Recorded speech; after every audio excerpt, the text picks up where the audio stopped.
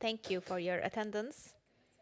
As you know, Iran has been witnessing protests that are the biggest and most violent in the past decades. And over 3,000 people were victims of these protests, as well as huge losses.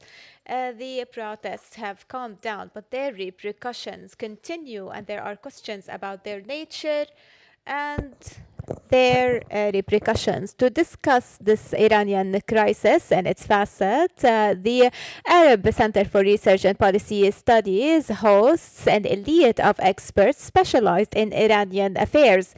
We will be opening the seminar with Dr. Bahran Kamrava, who is a professor of government affairs at Georgetown University in Qatar and director of the Iranian Studies Unit at the Arab Center for Research and Policy Studies, who will be focusing on the nature of the past protests and the opposition, Iranian opposition abroad, and the reaction of the Iranian government. Moving on to the intervention of Dr. Barwan Qablan, Director of the Political Studies Unit at the Arab Center for Research and Policy Studies, who will be discussing the U.S. foreign policies and the regional repercussions of the events in Iran. And we shall be followed by Dr. Fatima Smadi to highlight the nature and developments of events in Iran regarding these protests. So, Doctor, please go ahead. The floor is yours. شكرا جزيلا لك سيداتي وسادتي. أهلا وسهلا بكم. سامحوني لعدم القدرة على التكلم باللغة العربية، سوف أتحدث باللغة الإنجليزية. أردت أن Quick points. Of those 4 points, 3 of them I'm fairly certain about, and one of them I'm not that certain. And I think that's the hardest one, and therefore I will leave it to my friend and colleague, Dr. Marwan, to elaborate on. The ones that I know, I'll talk about. First and foremost, the first point I want to make is that the Iranian political system is nowhere near collapse. Particularly last week, we often wondered if the Iranian government was about to collapse. There were all this discussion that these series of protests are qualitatively different from other ones. And I think one thing that's important to remember is that protests have become a regular feature of the Iranian political landscape. These protests, the latest ones, were different because of a number of important reasons. First and foremost, if we look at the protests, they were most intense in cities that were not in the center of the country but around the borders, particularly cities in the western part of the country, close to the Iraqi border. And a second feature of these protests was that relatively quickly they turned violent. There's been kind of a modus operandi in Iranian protests in that the protesters, in order to deliberately avoid provoking a response by the government, they have deliberately kind of acted in a peaceful way, the protesters. And what was very different about these protests was that they quickly turned violent, and they were, as I mentioned, they were particularly intense in cities along the western border, but then, of course, naturally they spread, and the protests actually started in Tehran, although by the Bazaris, but the protests in Tehran were by no means violent at first, but suddenly they turned violent. And that was something that was very different about these protests as compared to the ones in 2021, 2022, in 2018, 2019, in all the way going back to 1999. That was the first time you had these protests. So the government the assumption was that the Islamic Republic was, this time was on the verge of collapse.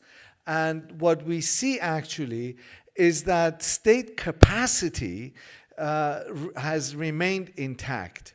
And there are two important pointers that I just want to mention. First and foremost, we saw absolutely no indication that there would be any kind of a fracture within the political elite.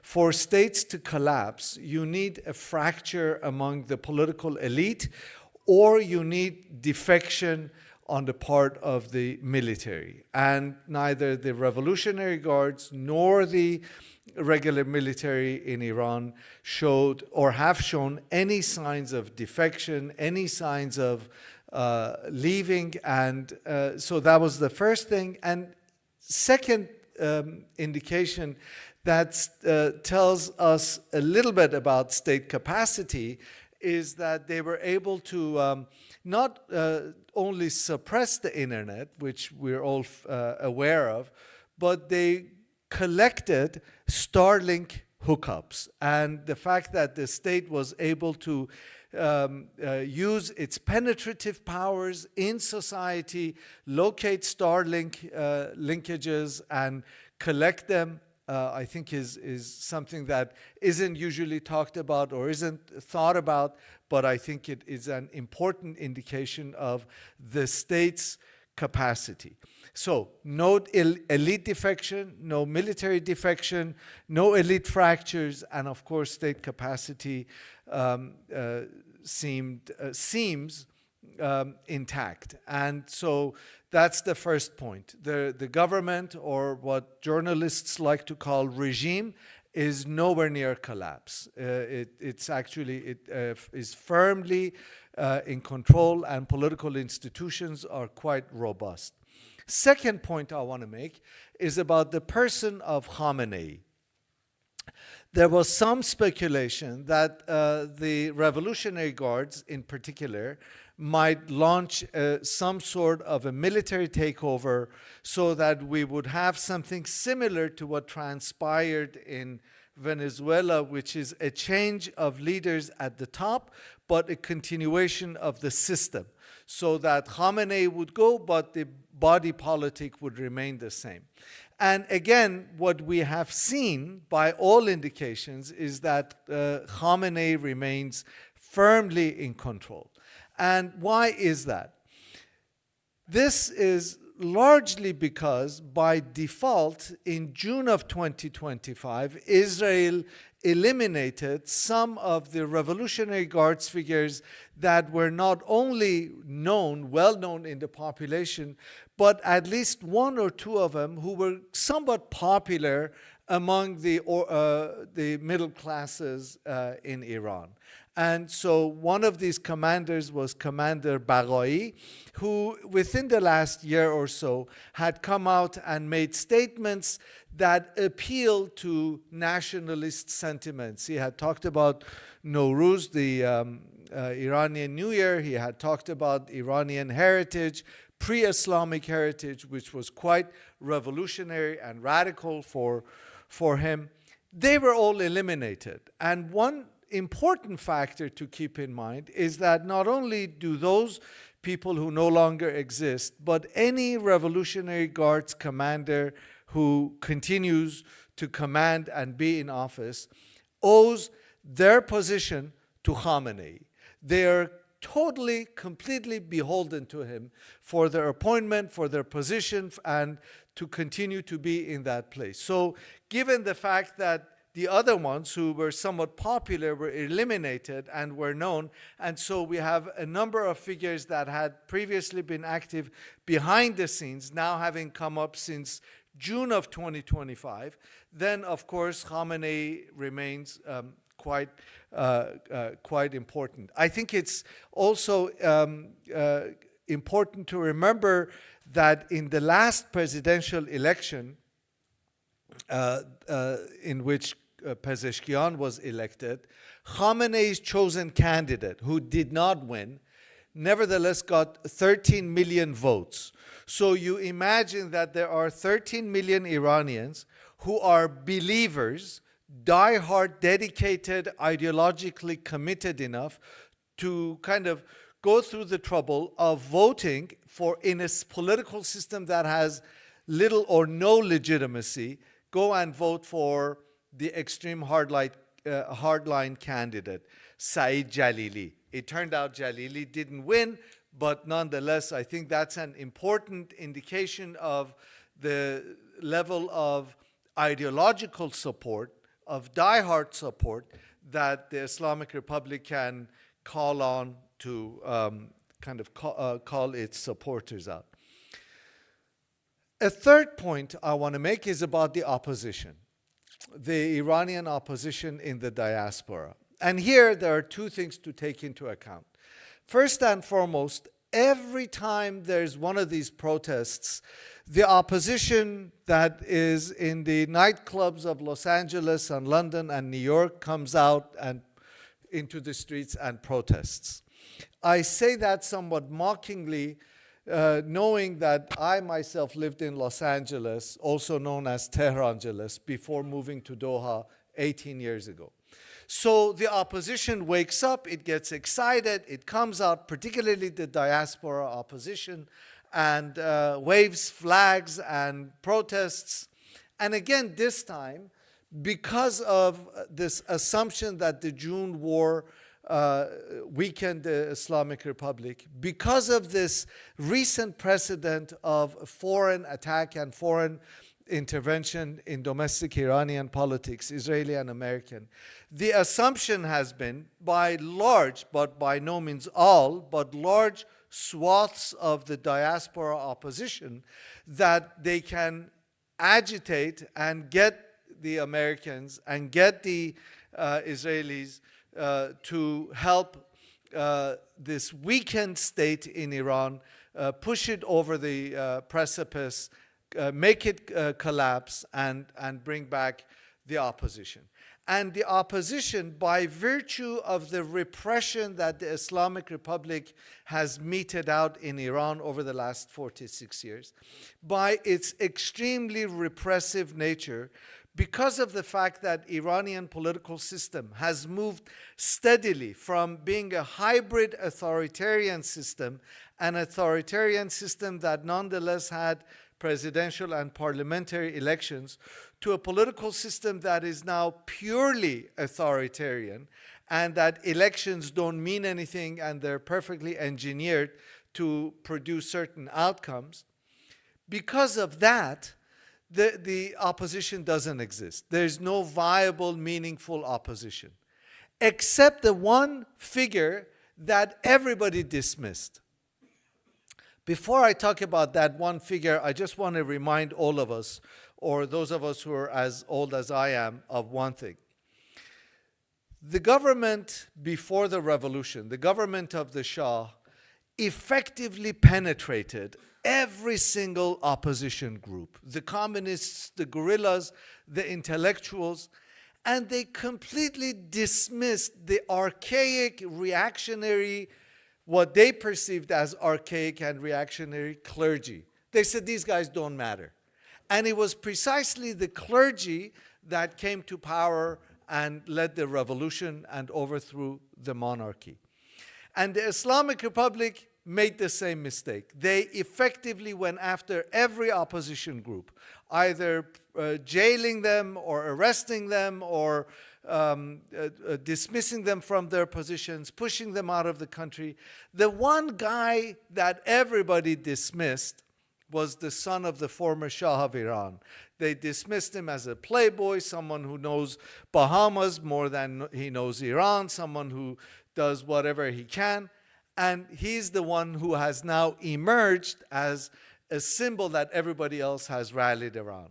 And so the Iranian opposition has now coalesced around this son of the Shah, the son of the former Shah, that they see as the only viable symbol who can overthrow the Islamic Republic.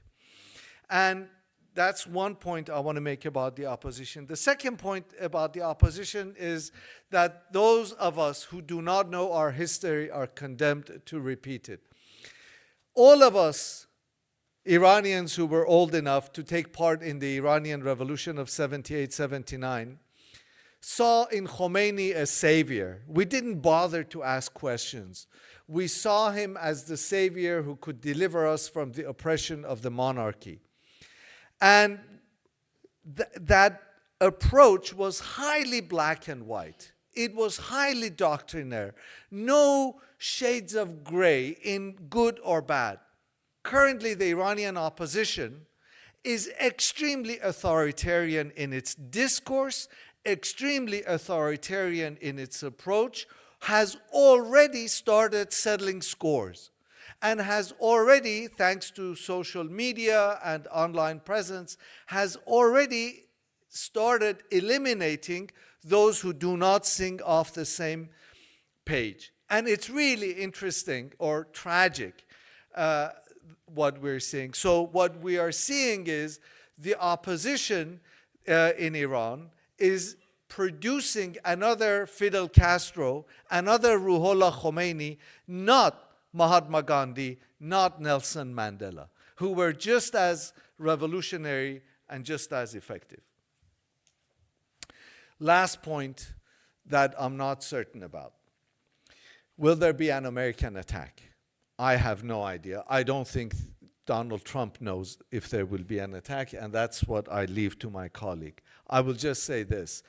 For the time being, it appears that Al Udeid is back in operation, and it seems like that there is no anticipation of an almost immediate attack on Iran. We know that assets are being moved into the region, but I sincerely doubt. I think that's more posturing rather than attack, but then again, not something that I want to elaborate on. So thank you very much. Thank you. Thank you, Dr. Kamrava. شكرا دكتور كامرافا. ننتقل إلى المتحدثة. Now we move to we have Dr. Fatima Samadi, she's senior researcher in Al Jazeera Study Center, and she will focus on the internal affairs in Iran, and she will focus on the nature of opposition. Thank you very much. On the onset, I would like to apologize for coming late. I am very new in the roads in Doha, so I took the wrong way. I went north to the Khor, so apologies for being late. So I will start from a point that says that the opposition phenomena is not new and is not linked to the latest years, but rather it is a phenomenon that is very much linked and close to the Iranian society and part of its history. So we have to stop with the number of historical land. So the book Tanzih al-Millah, published by Naimi, was an opposition case in the clergy, the Shiite clergy. It provided an approach to the ruling system outside the traditional Shiite doctrine, the constitutional revolutions. I want to take chronological steps to learn about the conditions that would make an opposition movement strong enough to bring about change. So we're talking about merchant traders, we're talking about journalists and writers and political figures, and also speaking about the film makers and cinema makers who took part in the constitutional revolutions then. And therefore, when Naini published his book, he spoke about and we found out that the revolution in 1905 to 1911, it constitution a melting pot that included everybody, merchant, political figures, cinema makers, that led to this constitutional revolution then. And despite the oppression and the bombing and the shelling of the parliament, we cannot say that it has failed completely, but however, it created a movement, inspiration that is still inspiring the Iranian people until today. Similarly, we have to recall that the involvement of the army or the Khawaziq in shelling the parliament led to the failure of that revolutions. However, it created widespread opposition that led to the disposition of the Shah or the fall of the Shah then. Also, we have another juncture, which is Muhammad Musaddaq movement. In a nutshell, Muhammad Musaddaq movement included then different spectrum of people.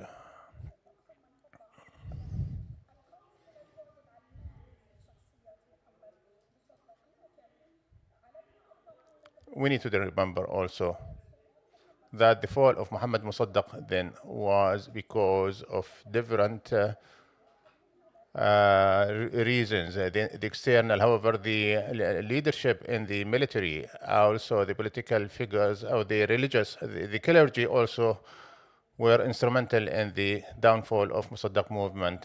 So this we need to take into account these steps. And also the bazaar was one of the economic and social pillars that created and brought about change.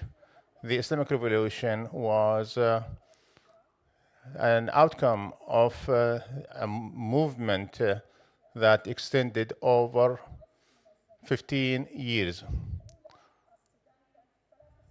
The first clash was in 1963, and it has increased until we reached the pinnacle of the revolution. However, this opposition movement included wide spectrum of members. The bazaar and the revolution would not have reached the conclusion without this fracture in the army, the Air Force that decided to support the revolution, also the army who was reluctant or did not involve in confronting the people. So the military was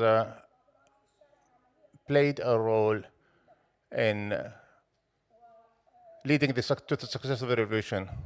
Very important point is that the revolution that led to the Islamic Republic had a charismatic figure, also intellects who would, at the same time, the revolution have leaders who incite the crowds, the movement.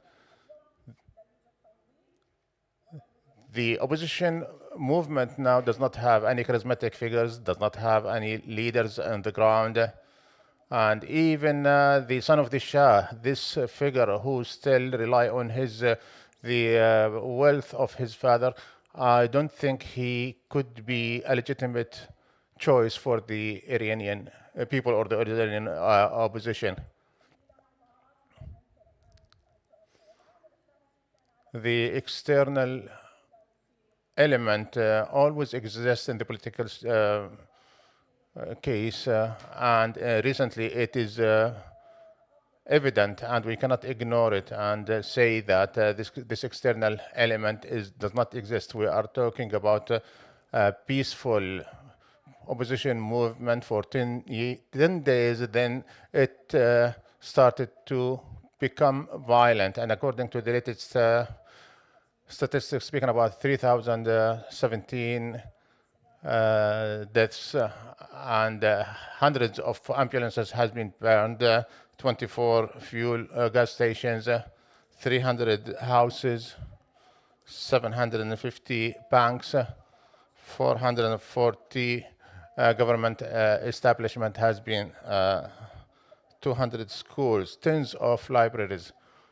How can we believe can we believe that the Iranian people and their opposition would burn down a library? This is not comprehensible also.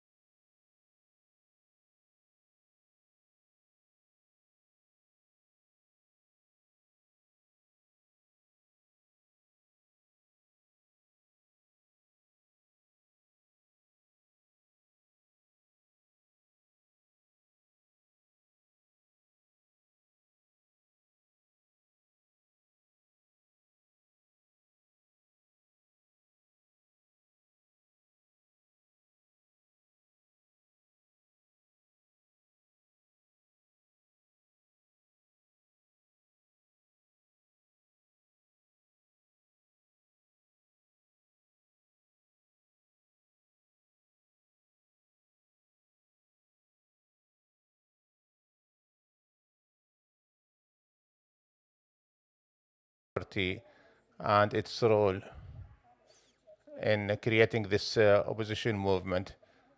It is very instrumental and very impactful. According to the latest study by the Ashura Council that speaks about the level of poverty have reached 30%, and according to the World Bank statistics, it is 36%. As for the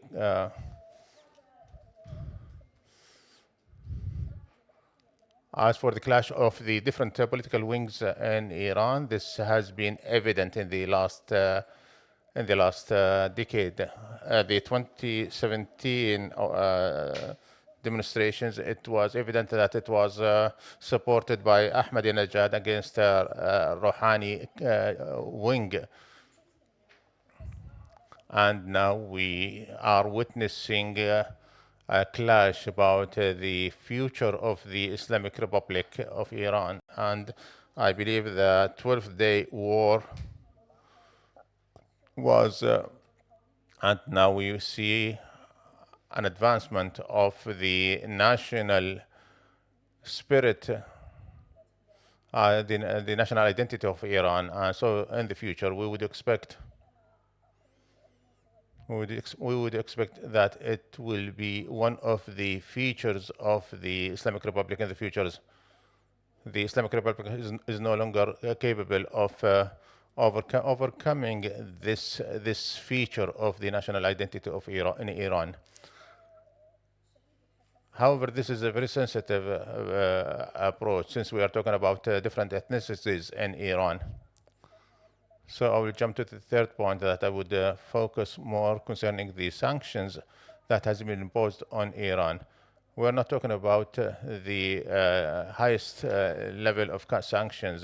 Many link the sanctions to Trump. However, this is not necessarily true. We are talking about 4 phases of sanctions, speaking about 9 entities, sanctions that have reached maybe 8,000 sanctions.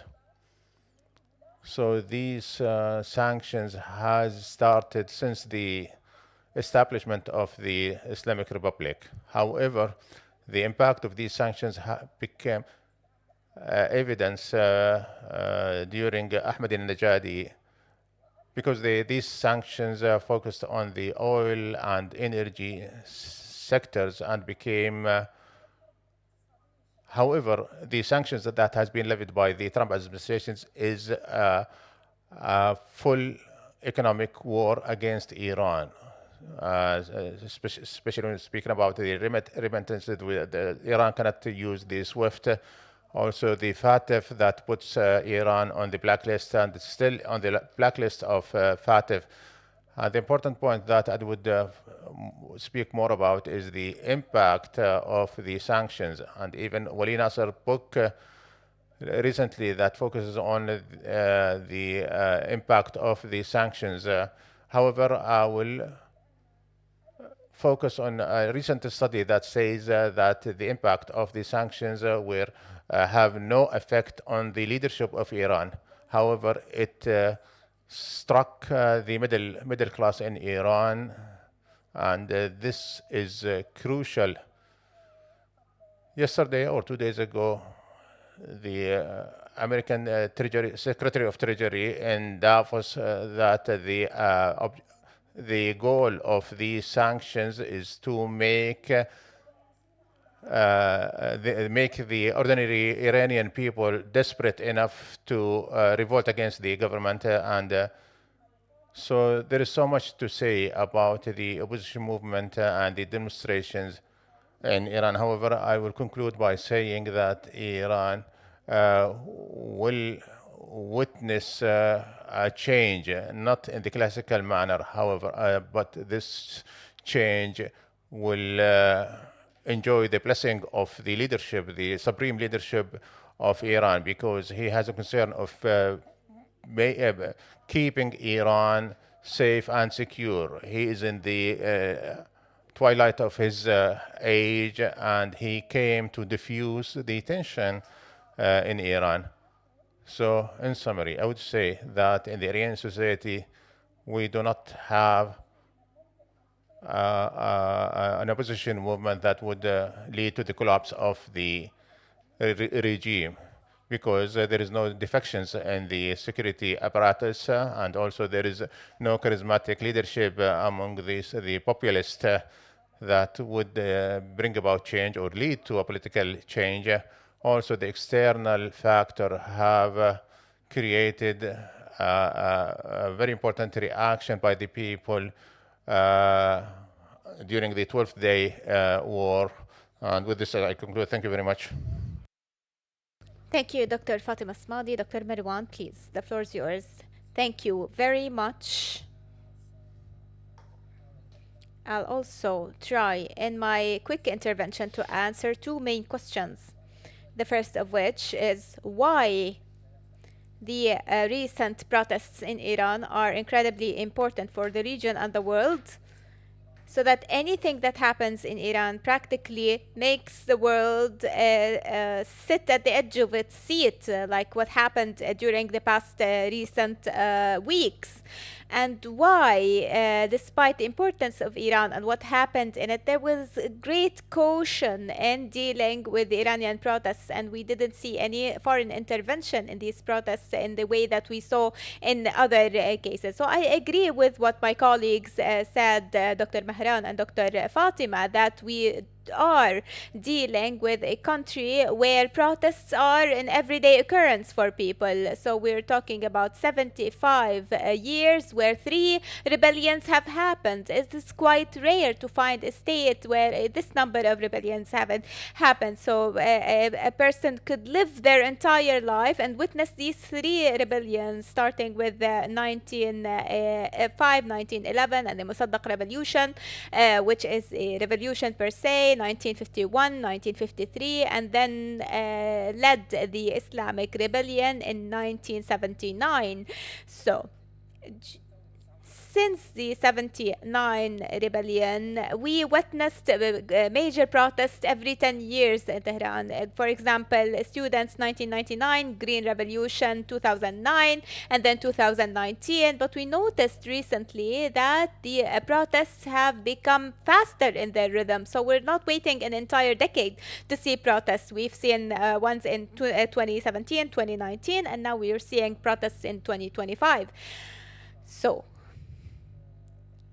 the reality is that the 2025 protests are different from all other past protests, going back to 1992, the Mashhad protest, because we are witnessing a perfect storm, meaning that there are very difficult international circumstances for Iran. Trump is always focusing on Iran because He believes that it's the big award or big win in the region, and I'll say why later. And we have regional circumstances. Iran has just got out of a war where they lost their regional influence. There are other circumstances, the lack of horizons, political horizons, and a political crisis. And so I assert what Dr. Fatima said, that we will have a change that is inevitable. So the question is not whether we will have change in Iran. The question is when will it happen and what form will it take. We are facing three scenarios of change, possible scenarios of change. A populist rebellion, similar to that in 1979. The recent protests could have been the catalyst for that, but they failed to do that, and I'll mention the reasons for their failure later. And my colleagues indicated those as well. And so populist rebellion or change from inside the regime, perhaps reform, like Dr. Fatima said, that they decide to do due to the crisis. But I believe they are too scared, too afraid of doing any reform, because they will not go in the Chinese way. They will go the Soviet way, the Gorbachev reforms that may lead to the collapse of the regime at the end of the day. So either reforms done by the regime itself to maintain its sustainability to survive, or coup d'etat or a coup inside the regime because of the growing crisis and the lack of a solution on the part of the regime. There aren't many studies that talk about the relationship between the army and the regime, or the army and the IRGC. So I believe it's important to focus at. He said that the army is neutral about that, and so as I said, there could be a coup inside the regime, or on the part of the IRGC, or the assignment of a new supreme leader. So the change is inevitable. Maybe the supreme leader may pass away even, or something might happen within the regime. So I mentioned the populist rebellion, the change from inside the regime, reforms or coup, or foreign intervention. And I do not believe that foreign intervention would happen in Iran, meaning similar to that that happened in Iraq. I do not believe that this president is considering such intervention, such a foreign intervention. And I will talk about what Trump is thinking about Iran. But I believe that this foreign factor will continue. It's about draining the regime, waiting for the fruit to things to come to fruition and to reap that fruit, tampering with the domestic issues, arrange certain operations, some precise or precision military operations that do not lead to big military actions. So an important question or an important point that I would like to highlight is any change in Iran it's major, because it's one of the most important countries in the world. Any change in it would change the balance of powers, not only in the region but in the world, because I believe that would limit Russia and Iran's influence if they change camps. So they are number 17 in terms of population and area. They are in a strategic location in Eurasia. They have the second largest gas reserves in the world. It has the third largest reserves of oil. And when in 1979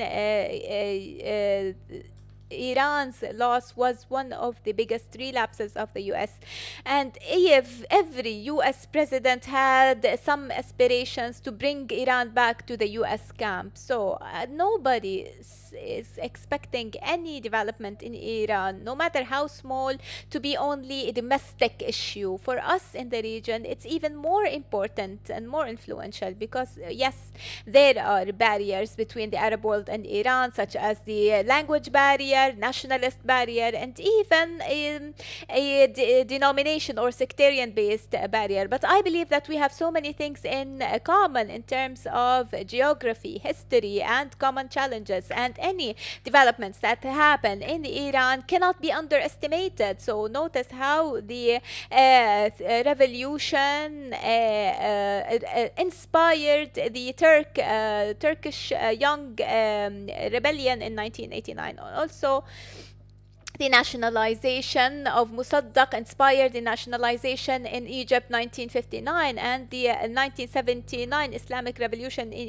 Iran inspired all Islamic movements in the Arab world and fed their aspirations to get to power. So Iran is incredibly important for the region and for the world at large.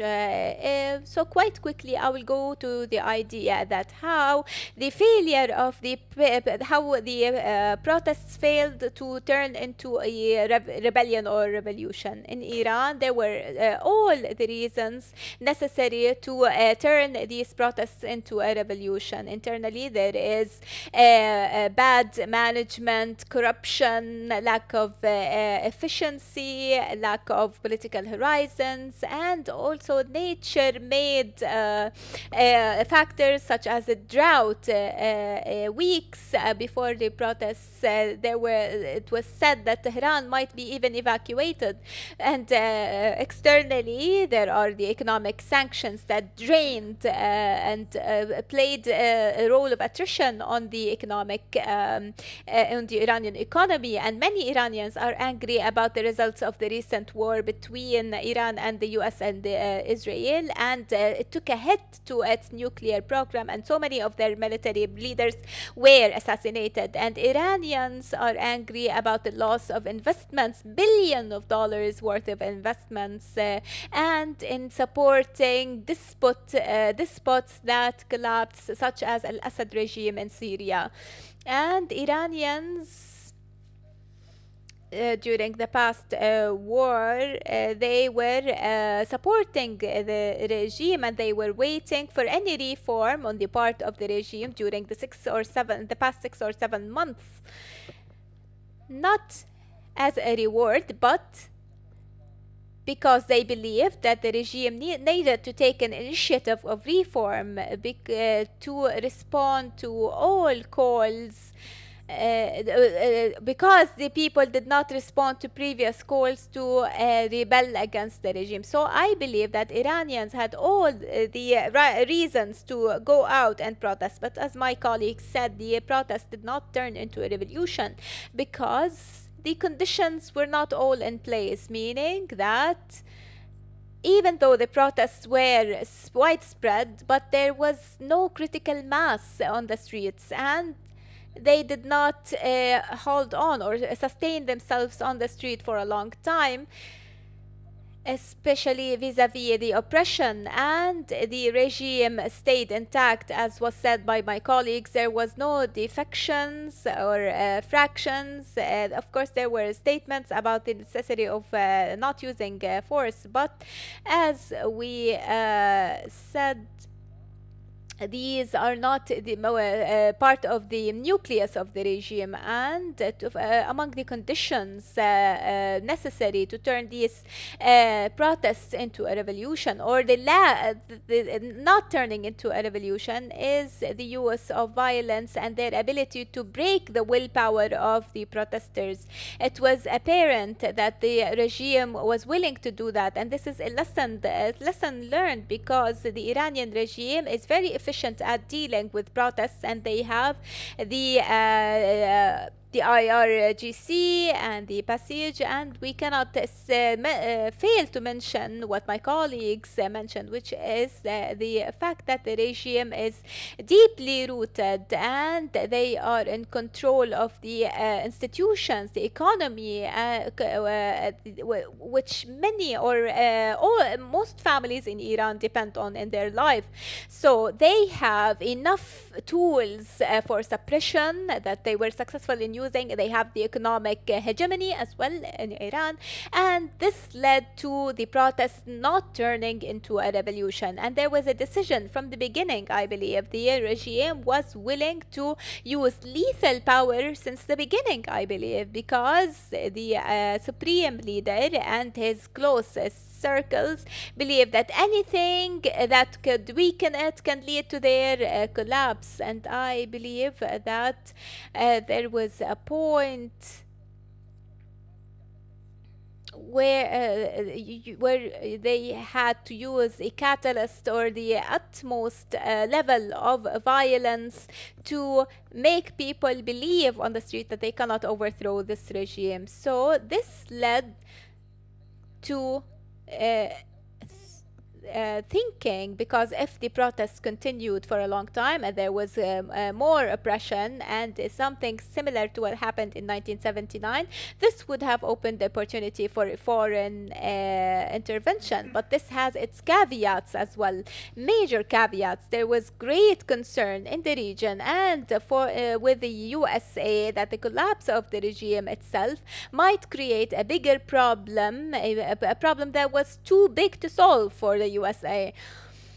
And let's not forget that Iran also still has some tools of force and power, and the Russians asked the Americans to wait before they strike Iran so that they can protect themselves. And so I believe that foreign intervention could be a double-edged sword.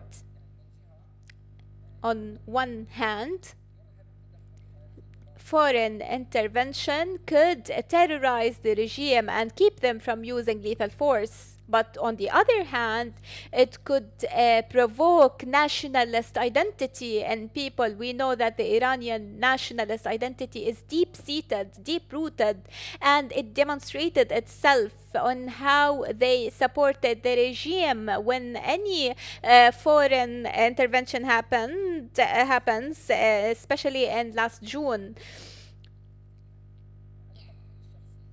In my personal estimation, the USA is not concerned with changing the regime or overthrowing the regime, because this would create chaos. They are concerned with subjugating this regime.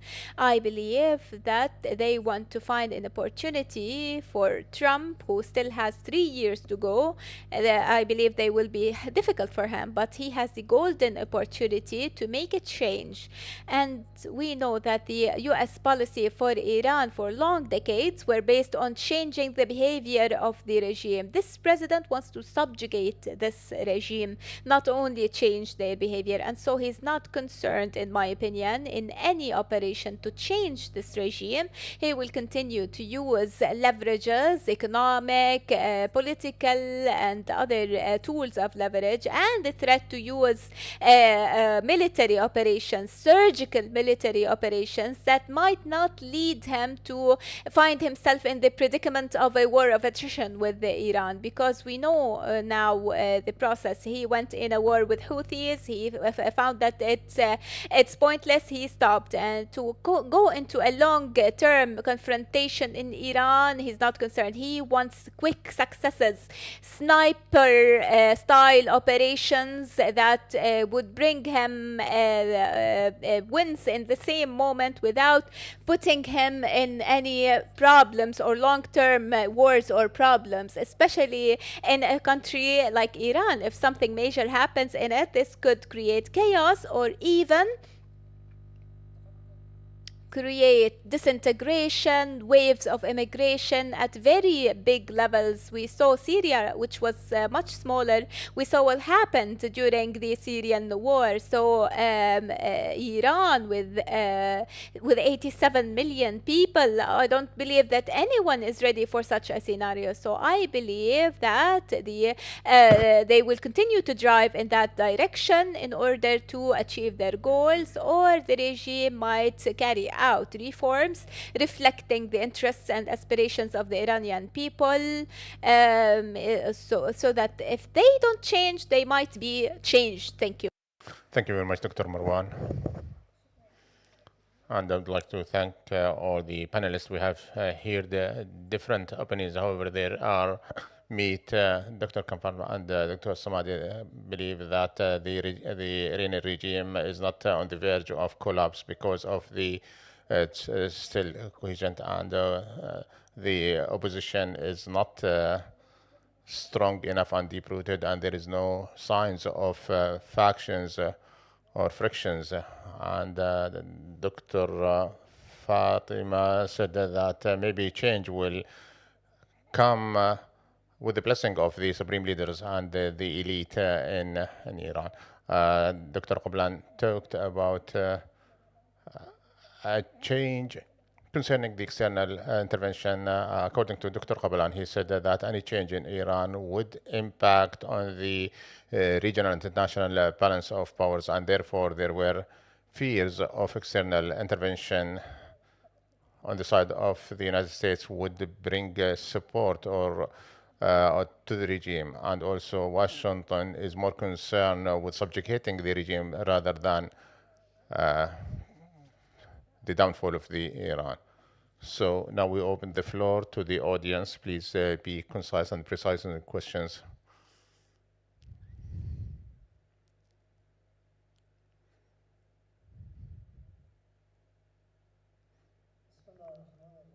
In the name of Allah.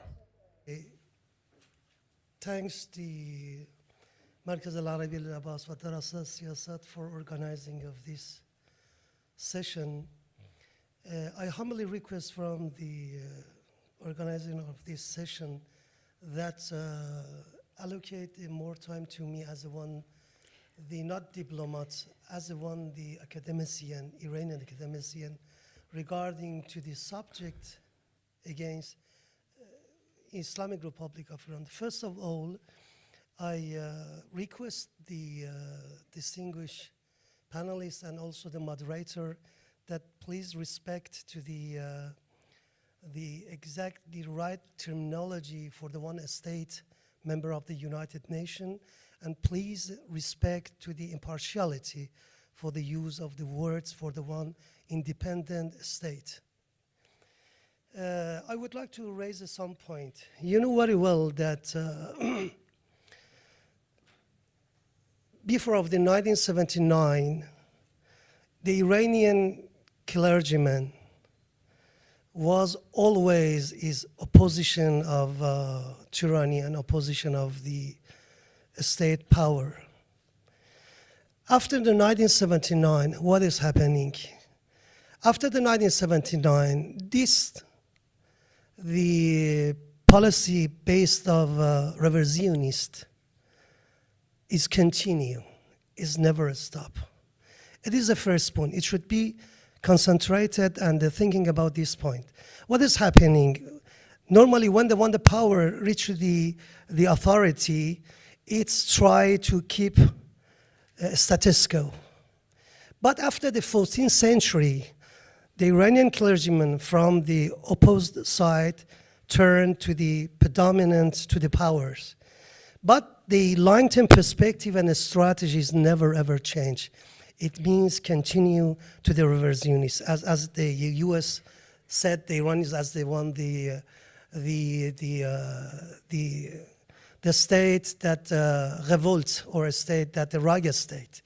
Because from their side, they never ever understanding the concept of this revolution in Iran. If somebody understand inherently the concept of the Islamic revolution of Iran, can understand that what is happening today in Iran and will be happening in Iran. I would like to say in the first point, that's the foreign policy of Islamic Republic of Iran, as it rightly in our constitution, it is not based just for the willing of the people. It's rooted to the Islamic thoughts and Islamic principle that rooted for more than 14th century. And it's never ever changed, because this is the long term, it is the asl في اللغة العربية, this is the asl. This is not the paradigm. That is paradigm shift. This is the principle. This is the first reality. The second point is that we have the one phrase, 12 June attack to the Iran by the Nakba in the region. The second is the very peaceful object and the pretext that we are, as a member of the International Covenant Civil and Political Right, at the outset very respect to this, the legitimate right. But after the 27th of December, hijacked by the US and the Israel in the region, and by some mercenary, it's turned from the official and the one peaceful settlement turned drastically to the one the terrorist action. As it rightly said, some distinguished panelists, the more than 118 ambulance burned, more than 200 the shops burned by the rioters. Dr. Ghane, with all due Yes. respect, you're not giving a speech. What's your question, No, sir? the question Can you is- ask your question? Yes. You're not giving a speech, Yes, otherwise you'd I be would here. like to say Please ask that, your question. Yes, my question is that, despite of this, that the narration that raised by some distinguished that the panelists here, the reality is that you cannot that analysis the situation in the one country without pay attention to the international, the relation with this state. The Iran that is more than 45 years under the inhuman, illegitimate, and illegal unilateral coercive measures, sanction, and the boycott. Despite that, by the reliance to the power of people, I repeat it, by the power of the people, we have the more than 46 parliamentary and presidential election. We never ever that stop, despite of this, that the turmoil in Iran, our election. In the next weeks, we have another election. It means that the Iranian, they always is support and stand from the government because they Thank you. believe this is the legitimate government. Thank you, And thank don't you. let that the Point is taken. Yes. Thank you so much for you. Any questions, please? Okay, so we go to gentlemen, and then we'll come back. And then we move up. No, the gentleman. شكرا جزيلا للحديث. سؤالي للدكتور مروان. Question directed to Dr. Marwan. Would you introduce yourself, please?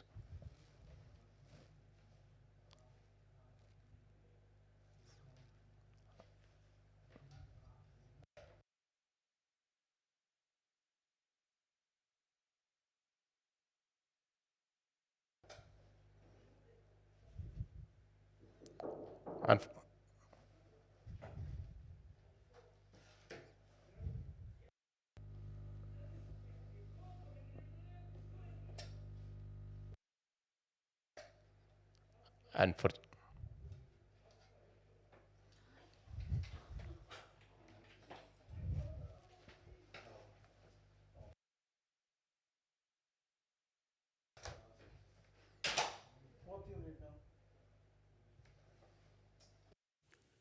No doubt that there is an expansionist this policy of Zionist in the region, and also the weakening the other states in the region.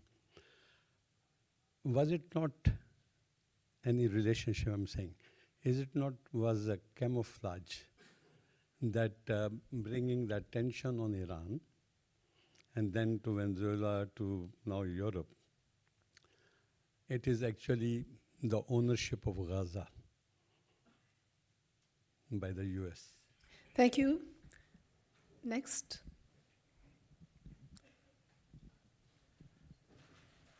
Go ahead, go ahead. Thank you. Two quick questions, thanking the panelists for their insights. First, for the possible scenarios of how things develop in Iran, one of the issues is the succession of Khamenei. Even without the protests, he's no longer a young man. I don't know if there's anything that can already be said about how the current and recent events may affect the continuation of the succession in these various scenarios. And second question about the external aspect of the crisis. Understandably, the focus has been on the possibility of an American action in Iran, but also Iran still has countries that are close to its government, and I don't know if there could be a further comment on how these countries have been acting during the crisis, what their future position might be to either support the government or depending on the evolution of these various scenarios. Thank you. Thank you. And with glasses over there, yeah. I actually have two very short questions. I'm Harish Pandey, First Secretary from the Embassy of India. One is to Dr. Marwan. The purpose of a state is to protect its people and to also serve its people. So in case, now that the protests have come to some sort of manageable state, what reforms, you talked about some kind of reforms that the state might have to undertake in order to assuage the people's anger and to kind of get them back on their side. So what kind of reforms you think the Iranian state should necessarily take, especially in the economic realm, to be able to get the people out of misery? The other question, Dr. Kamrawa, is that if you're looking at the state of Iran, when you mentioned that there is a need for a fracturing of a political elite, only then there is a reasonable chance that some kind of a regime change might occur, which would entail a systemic change rather than just a Venezuela kind of change. What are the chances of such kind of a fracturing happening either in the clergy or in the military setup? Thank you. Thank you. We'll move back, to the back, the gentleman in first row. شكرا جزيلا لكم. حازم كلاس من التلفزيون العربي. لدي 3 أسئلة في الواقع مختصرة. 2 منها مرتبط بعنوان الندوة وهو التداعيات الداخلية والإقليمية. This session, the internal and regional precautions, and the third is related to what led to this current situation. The first one is related to the economic aspects. We know that the livelihood and the economic situation is very instrumental in what مروان وجميع الأساتذة إلى كيف أدى ذلك إلى تسريع expedite the protests in Iran in the recent years. This economic factor, I think it will increase and become worse in light of what Iran has witnessed in the recent weeks. There was a decision by President Trump to increase the tariffs on the world countries who are dealing economically with Iran. We're speaking about the regional countries who provide a lifeline to Iran. Please. So my question to all panelists who would like to respond. My second question is related to the social situation or the security situation in Iran, as Dr. Mehran have said, in bordering countries, especially in the western part of Iran, the situation, the violence was more evident, and there are areas in the border villages and towns. Do you believe that the continuation of pressure, if this will provoke sectarian or defections, separatists to call for separating from the Iranian state? And the third question is related to the context of the affairs. There are internal discussions inside Iran that since the assassinations of Qasem Soleimani, maybe it was better that the Iranian responses to these military assassination operations would be more stringent and stronger. If that was true, would that lead to the recent protests?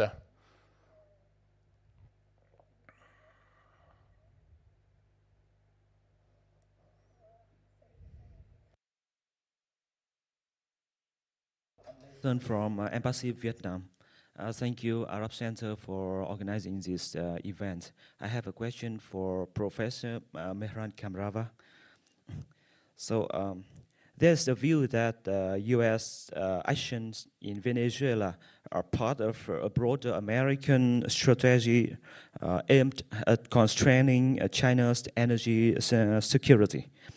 Given that Iran is the major oil supplier to China, Some argue that it is only a matter of time before the US moves to deal with Iran as well. So what is your assessment of this perspective?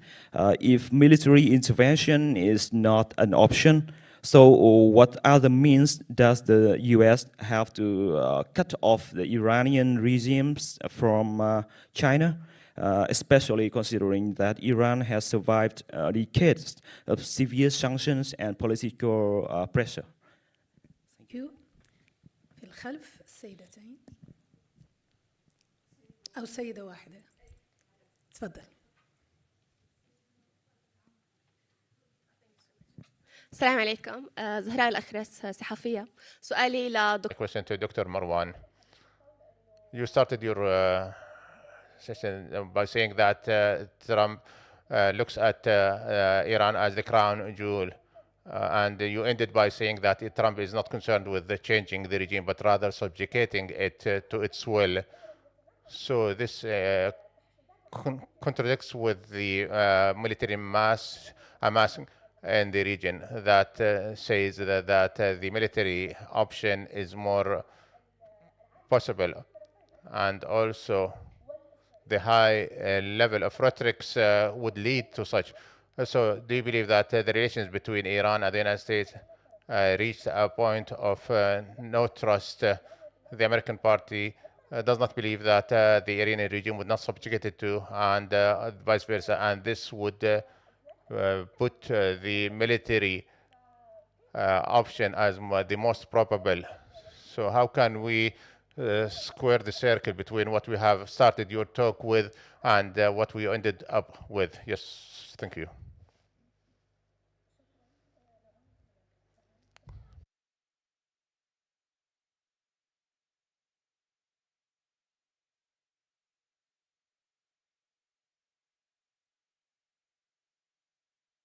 Intervention. I believe that the battle has been going on for years between Iran and the USA and between Iran and Israel, and the issue is that they were happening in the shadows. And the 12-day war moved that into a direct confrontation.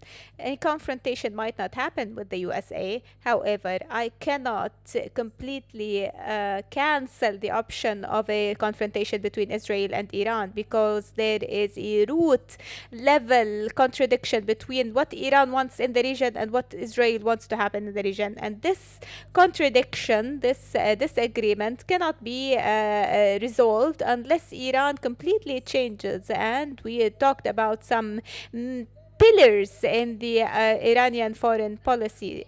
But there is a very important, another important point, which is the price of confrontation with Iran is incredibly high. And this price might not affect everyone. In the 12-day war, Iran practiced the limited response policy. But they sent clear messages that this will not happen in another attack against Iran. And I think this is probable. It is true that the strike that Iran received was huge, but this doesn't mean that they lost all their elements of power.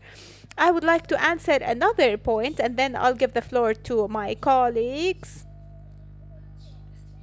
What kind of reform is expected in Iran? There are some approaches. Some people are talking about the Gorbachev model.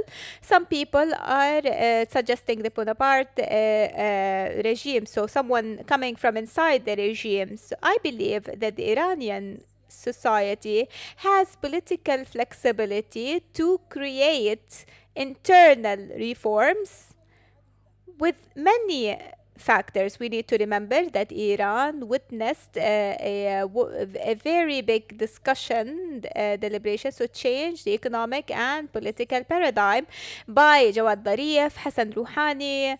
400 professors sent a message to Pezeshkian on the necessity of changing the economic and political paradigm in Iran so that Iran can get out of this crisis.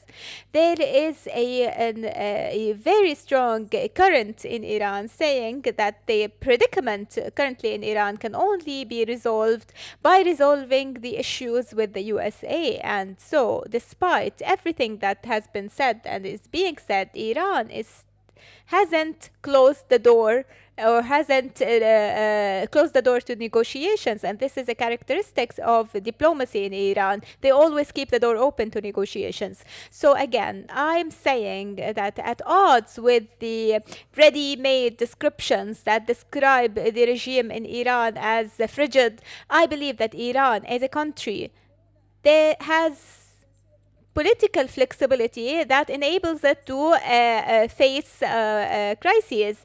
For example, when Raisi's plane fell, the country was continued, survived, institutions continued, and in the 12-day war, the entire military leadership and some figures, important pivotal figures in the regime were taken out. However, the country remained consistent, and we should remember that in the last 2 days in the confrontation between Iran and Israel were catastrophic for Israel. And so Israel asked for a ceasefire or an end to the war. So we cannot underestimate Iran's capabilities to make the price high for targeting it. And there are proxies in the region that need to stop or prevent such confrontation because it will affect everyone in the region. Thank you, Dr. Kamrava.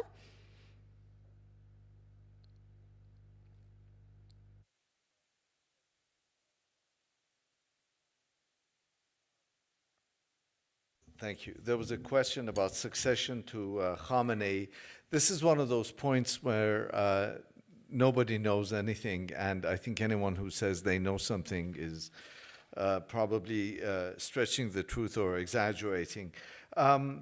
So a few years ago, Khamenei commissioned a group of experts, scholars, said what should be the ideal characteristic of the next supreme leader. And they came up, after studying the issue, came up with some characteristics in addition to what's already in the Constitution. So someone who, of course, has the right religious credentials, someone who has political experience, someone who has good moral character, meaning hasn't been tainted by one of the very frequent corruption scandals, and someone who's Sayyid. As Khamenei, someone who wears a black turban in layman's terms. And now, there's a few names that have been mentioned as potential successors. It's not necessarily, nobody knows if these guys are going to be, to come to the fore. I think one thing that's important to remember is that Khamenei himself was a surprise candidate. He was a compromise candidate that came to power thanks to the efforts of former President Rafsanjani. And so I think we might still be surprised after Khamenei. We know a few names, but I don't think those few names that are often thrown around are necessarily the names that are likely to be the next supreme leader.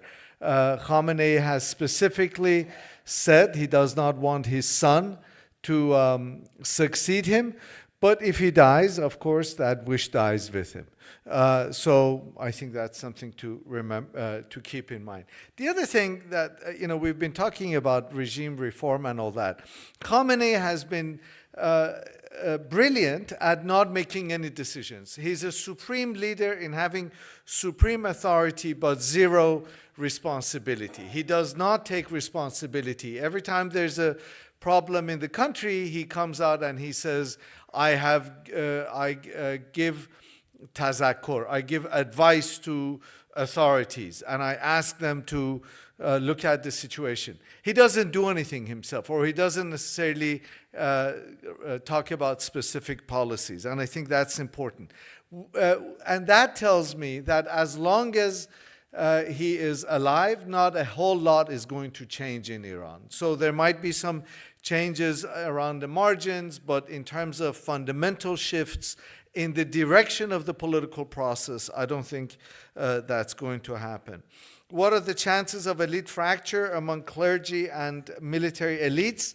There's always been fractures among the clergy. That's why there's something called special court for the clergy. If a clergy step out of line, they're taken before the special court for the clergy. That's a constitutional, an actual court for the clergy, and the fracture among the clergy is quite famous. Military elites, we see no indications. At least we don't know what's going on inside the black box. I'll be very quick. Chances for separatism. In the 12-day war, this was precisely what the Israeli government wanted to do, to foment separatism, and we haven't seen any. There's absolutely no indication that there might be separatism. The president is Azeri, the supreme leader is Azeri. So there's this notion outside of Iran that there's discrimination against different ethnic communities. There is discrimination in Iran against Sunnis, but there's also discrimination against, not to excuse it, there's discrimination against sex among Shia, for example, in Sunni majority countries. So Iran is no exception in that sense, but there is, of course, discrimination in Iran against the Sunnis, but not necessarily against ethnic groups. And I think that's, we can get into that. But I don't see any measurable movements towards separatism in Iran. There was a question about the debate among, after Qasem Soleimani died. I think it's important to remember we have seen a shift in Iranian security doctrine away from reliance on the so-called axis of resistance, because the axis of resistance doesn't exist anymore, and now the focus is on reliance on Iran's missile technology, Iran's missile capabilities. And we saw that in January of 2020 when Iran hit Al-Sad base in Iraq, and we saw that in June of 2025 when Iran hit Al-Udeid, the headquarters of American Central Command in Qatar. And I think that shift in Iranian security doctrine is important. Finally, my friend Lasson asked a question about US actions against Iran being part of a broader strategy. Obviously, the United States in general and Donald Trump in particular want to hurt both Iran and China. And so if by one set of policies you can do both, they would like that. Whether or not they're going to succeed, already both China and Russia have said they will not necessarily sever their trade relations with Iran following the recent protests. Thank you, Dr. Kamrava. Before we conclude with Dr. Marwan, can we please take a question from His Excellency Ambassador of Belgium? Thank you very much, Madam President. My name is Eugène Kerijns. I'm the ambassador of Belgium to Qatar. I've only arrived 6 months ago, so I'm very new to this country. But I wanted just to raise one question. Before saying that, I just want to express here also our intense regret and very deep sympathy with the families of the hundreds, if not thousands, of victims in Iran of violence. We feel very much for those people, for the families, and we find it absolutely horrible what's happening these days. People losing their lives is absolutely unacceptable and horrible. On the upside, just having arrived recently in Qatar, here we are in a full room with an eminent scholars and experts leading the seminar. I want to thank you for giving us this occasion to exchange in a very open way about what's happening in and around Iran. And I also very much salute and applaud, the wonderful gender balance on the stage. Congratulations on that. We very much support you on this also. my question, another upside is that, you know, I see many young people in this auditorium, which is great. Iran is alive also outside of Iran, and that goes for Belgium too. Iranians have found their way to Belgium for centuries, and we will keep doing that. My question is about international law. Just like the state of Qatar, which has been, you know, adamant and very courageous in offering its assistance in a very sophisticated and you know, open-minded way, and keeping communication channels open. Both the state of Qatar and Belgium, both the GCC and the EU, have always said that the respect for international law and the international order, you know, a rules-based society is the prime objective. We live now today in a world where hard power politics are gaining the upper hand. So there's a paradox. Our countries and our regions are you know, trying to encourage exchanges and solutions for conflicts also relating to Iran in a peaceful way and based on international law. And at the same time, we see these hard power games going on. And for us, it's very difficult to play into that. So how would you think that we can solve this paradox? Thank you so much for giving me this opportunity. دكتور مروان. شكرا جزيلا فيما يتعلق الدولي إذن. So in relation to the question on the subjugation of Iran, I mentioned that this is the goal of Trump. Will this objective be achieved or not? This is something else. The military deployment in the region does not go against this objective, because Trump wants to pressure Iran to subjugate them. This is what they did in Venezuela. They deployed many military forces and he abducted the president, and now the Venezuelan government is cooperating with him, and the interim president is invited to visit the White House, and he's selling the Venezuelan oil and taking the commission. So the deployment of military forces is only to terrorize Iran and subjugate it. And subjugation does not require trust. If you want to subjugate someone, you don't need their trust. It's the other way around, actually. It's not a prerequisite at all. So there is no contradiction at all between Trump's desire to subjugate them and the military deployment. What I'm trying to focus on here is that his objective is not necessarily to change the regime. He's not necessarily seeking to change the regime. He wants to make the regime cooperate with him and respond to his conditions. And there are examples. There is no need to mention them. You can see the huge change in the policy with Syria, because the new Syrian government is willing to cooperate with the US objectives in the region. So they have no problems with that. He described Ahmed al-Shara as a strong president with a past, and he knows about his past, but he has no problem whatsoever in cooperating with him in that sense. When it comes to the Yemeni gentleman's question on the rapprochement, the Gulf Iranian rapprochement, there is rapprochement indeed, and most Gulf countries have pressured the USA so that a military strike would not take place on the 14th of January. Because we talked about the possible repercussions. There were concerns in the Gulf regarding the repercussions of such a strike on the Gulf, and even on Iran itself, because we do not know what the results might be. But will this lead to ending the conflict in Yemen? I'm not sure about that, because I'm not convinced that Houthis are a tool for Iran. I believe they have their own calculations, they have their own autonomy, but they are benefiting from the disagreement that took place between Saudi Arabia and Iran. And the evidence is, the proof of that is that when Iran signed the Beijing agreement with Saudi Arabia, this did not change the Houthis' political stance at all. They did not change their political stance at all. And one last question to answer by Mr. Hazem. In my personal estimation, Trump will continue to suffocate Iran, to attempt to suffocate Iran with the economic leverage to tools. I believe they are the most important tools that he has right now.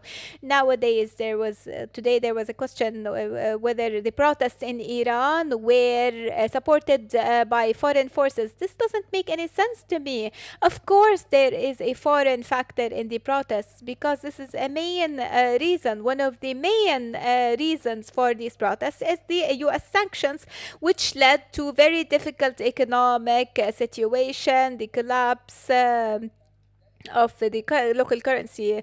So it's very difficult in Iran to separate the domestic from the foreign. It's very difficult to separate foreign factors from domestic factors. But going back, and I would like to say that Trump believes that he has a golden opportunity to resolve the Iranian problem, because the Iranian problem with the U.S. is now around 25 years old. So he believes that he has the circumstances to resolve this issue with different tools. I believe that there might be Iranian-Israeli confrontation, but it will not be without a green light from the USA. With Iran, Israel doesn't have the upper hand or the say in that. It has to be with the green light of the US, and this happened in the 12-day war. The USA protected Israel with all its weight, and so the Iranian-Israeli confrontation has to be with a U.S. decision. If Trump decides to use Israel to push or pressure Iran, then it will happen. That is what I believe. Thank you. Thank you for Dr. Fatima Smadi, Dr. Mehran Kambrava, and Dr. Marwan Qablan for these extensive insights into the recent events in Iran. And thank you for the attendees for their interaction. And we will see you soon next month. February 19 فبراير 19 شباط موعد لي ندوة مقبلة لوحدة الدراسات الإيرانية. شكرا. Thank you very much.